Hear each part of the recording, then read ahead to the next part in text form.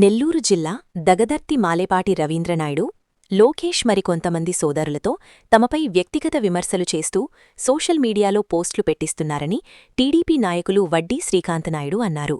శుక్రవారం ఆయన స్థానిక టీడీపీ నాయకులతో కలిసి కావలి డీఎస్పీ కార్యాలయంలో డీఎస్పీ వివి రమణకుమార్ను కలిసి వినతిపత్రం ఇచ్చారు.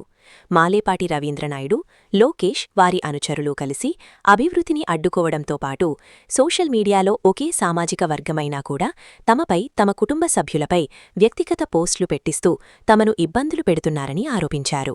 వారు ఇబ్బంది పెడుతూ మాపై తప్పుడు ప్రచారం చేస్తున్నారని మండిపడ్డారు. మాలేపాటివారు చేస్తున్న అరాచకాలు స్థానిక ప్రజలు గమనిస్తున్నారని, ప్రజలే వారికి బుద్ధి చెప్తారన్నారు. మాపై ఎవరు ఎన్ని అసత్య ప్రచారాలు చేసినా మా నాయకుడు నారా చంద్రబాబు నాయుడు, లోకేష్లు నమ్మే ప్రసక్తే లేదన్నారు. అభివృద్ధికి సహకరించండి, సంతోషిస్తాం, కానీ ఇబ్బందులు పెడుతుంటే చూస్తూ ఊరుకోమని హెచ్చరించారు. ఆగస్టు 15వ తేదీన సిబిఎన్ ఆర్మీ అనే గ్రూప్లో పూరిమెట్ల మనోహర్ అనే ఒక వ్యక్తి నన్ను, నా కుటుంబాన్ని, నా కుటుంబ సభ్యులను, మరీ ముఖ్యంగా మా కుటుంబంలో ఉన్న మహిళలను కించపరుస్తూ అసభ్యకరంగా, అగౌరవంగా, అమర్యాదగా అసత్యాలను వాట్సాప్ లో పోస్ట్ చేయడం జరిగింది.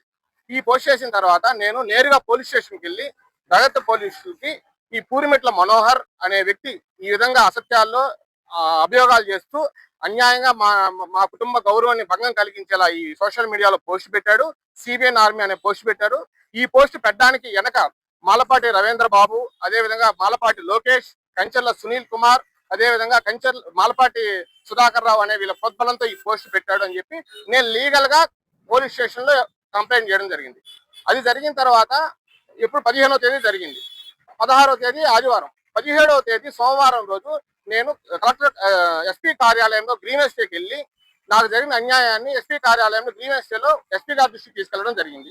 ఎస్పీ గారు దాని మీద ఎంక్వైరీ చేసి చట్ట ప్రకారం యాక్షన్ తీసుకోవాల్సిందిగా దగత్ ఎస్ఐ గారిని ఆదేశించారు.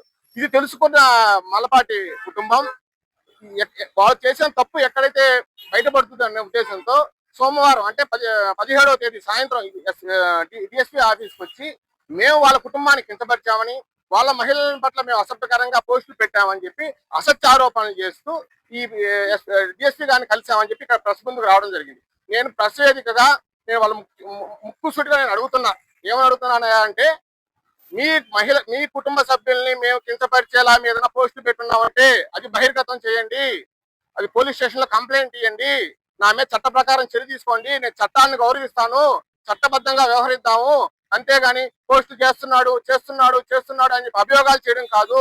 నేను రికార్డెడ్ గా చట్ట ప్రకారం నేను పోలీస్ స్టేషన్ లో నాకు జరిగిన అన్యాయం మీద నేను కంప్లైంట్ చేశాను. తర్వాత ఎస్పీ గారిని కలిశాను. నేను లీగల్ గా ప్రొసీడ్ అవుతున్నాను. నేను లీగల్ గా ప్రొసీడ్ అయిన 2 రోజుల తర్వాత మీరు అవాకులు చవాకులు పేలుతూ మీడియా ముందుకు వచ్చి ఏదో జరగని దాన్ని జరిగినట్టు బూచి చూపించే ప్రయత్నం చేస్తున్నారు. ఇది తప్పు, ఇది ముమ్మాటికి తప్పు. నేను మీ కుటుంబ సభ్యుల్ని ఎప్పుడు కూడా ఏ గ్రూపుల్లో కూడా అసత్యంగా అభియోగాలు చేస్తూ అగౌరవంగా నేను ఏ మెసేజ్ పెట్టలేదు. దాన్ని నేను కమిట్ అయి ఉన్నాను. అలా ఏదైనా పెట్టాను, మీ కుటుంబంలో మహిళలను కిందపరిచేలేదా మెసేజ్ పెట్టానని చెప్తే నా మీద లీగల్ గా చర్యలు తీసుకోండి, దానికి నేను వెనకాడను. కానీ మీరు చేసిన తప్పుల్ని కప్పిపుచ్చుకునే దానికి పదే పెద్ద స్వరాలతో అరిచినంత మాత్రాన అది తప్పులు కావు. చట్టం ముందు అందరూ సమానులే. ఇది ముఖ్యమైన విషయం. ఇంకో విషయం, దాగదర్తిలో నేరాలు ఘోరాలు జరుగుతున్నాయి, అరాచకాలు జరుగుతున్నాయి. ఒకే కుటుంబం అరాచకాలు చేస్తుందని చెప్పి నువ్వు మీడియా ముందు మాట్లాడావు. అరాచకాలు జరుగుతున్నాయి. అరాచకాలు చేసేది ఎవరో ఒక్కసారి నీకు తెలుస్తుందా? మన తెలుగుదేశం పార్టీ అధికారంకి వచ్చిన తర్వాత అభివృద్ధి కార్యక్రమాల్లో భాగంగా మండల పరిషత్ కార్యాలయం ఎదురుగా సిసి రోడ్లు శంకుస్థాపన శిలాఫలకం అయితే శిలాఫలాలు కొట్టింది ఎవరు? మీరా, మేమా? దీన్ని మీ సమాధానం చెప్పగలరా? అదే విధంగా 2025 అక్టోబర్ నెలలో మా కుటుంబ సభ్యులు నిర్వహిస్తున్న డాబా హోటల్ మీద దాడి చేసింది ఎవరు?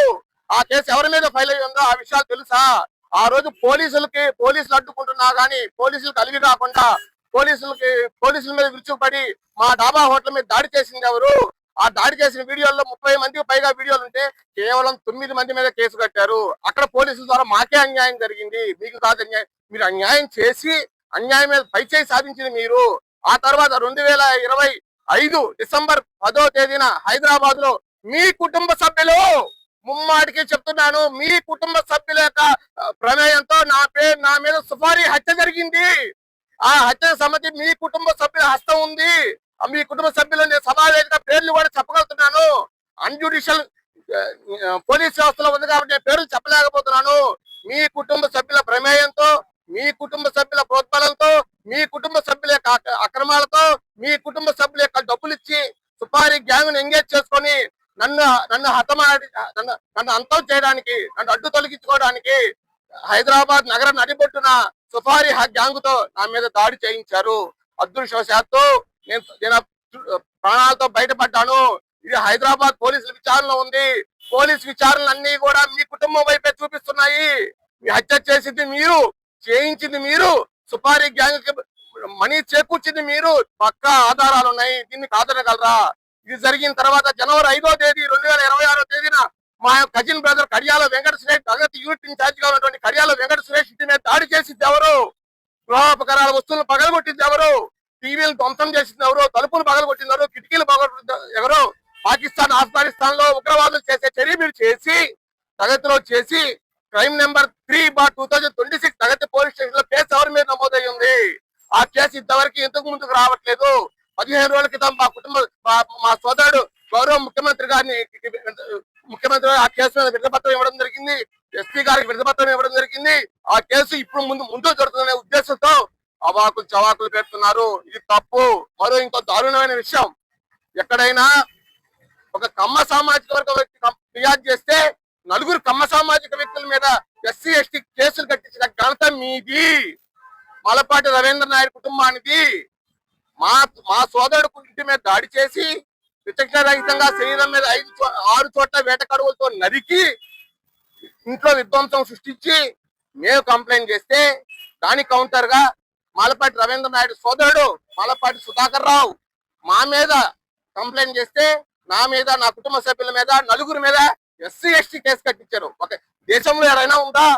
ఒక కమ్మ సామాజిక వర్గ వ్యక్తి మీద ఇంకో కమ్మ సామాజిక వ్యక్తి నలుగురు కమ్మ సామాజిక వ్యక్తుల మీద కేసిస్తే ఎస్సీ ఎస్టీ కేసు నమోదైన ఉన్నాయా? వాళ్ళు చేసిన ఘోరానికి ఇది అడ్డం పెట్టడం జరుగుతుంది. ఈ విధంగా జగత్తులో వాళ్ళు చేసిన అరాచకాలు అన్ని ఇన్ని కావు, మాటలతో చెప్పలేని ఈ అరాచకాలన్నీ కూడా బాహ్య ప్రపంచానికి తెలియకుండా అవాకులు చవాకులు పెడుతూ వాళ్ళకున్నటువంటి పలుకుబడిన పరపతిని ఉపయోగించి ఈ దుర్మార్గాలు కొరిగొడుతున్నారు. రాజకీయాల్లో మాకు గాడ్ ఫాదర్ ఎవరు లేరు. మీలాగా షాడో నేతలు అనుకుని మిమ్మల్ని నడిపించినట్టు మమ్మల్ని ఎవరు నడిపించే వాళ్ళు లేరు. మాకు గాడ్ ఫాదర్ కానీ తెలుగుదేశం పార్టీలో చంద్రబాబు నాయుడు, లోకేష్ అన్ని.